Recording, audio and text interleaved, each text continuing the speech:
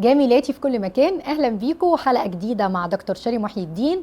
النهارده هنتكلم على مشكله بتهم ناس كتير قوي، ستات ورجاله وبنات وشباب. المشكله وهي الشيب المبكر. ناس كتيره قوي بقى يظهر عندها دلوقتي شعر ابيض من بدري، وراثي، نتيجه لستريس او مشكله معينه. المهم ان الشعر الابيض وانس بدا، فبعد كده بيسبريد بسرعه جدا وبينتشر وبقى عندي شعر ابيض وانا سني لسه صغير. حتى كمان لو انا عندي شعر ابيض عشان سني كبر، فبرضه عندي حل ليكي ولمشكلتك النهارده.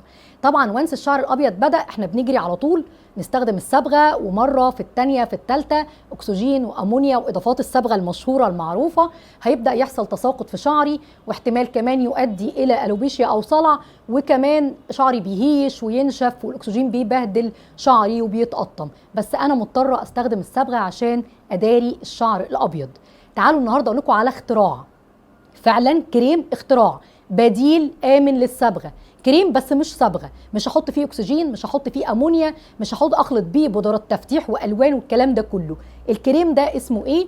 الكريم ده اكسترا بيلا تري.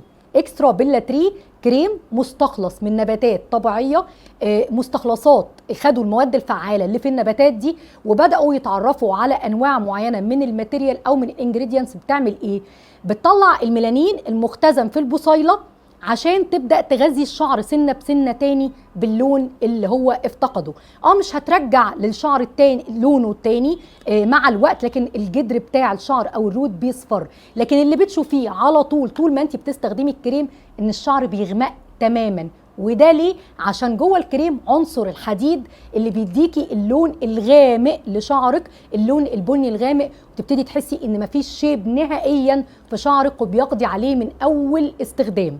هتفضلي تستخدمي الكريم ده على فترات متباعده وتنتهي تماما من قصه الصبغه والامونيا والتساقط.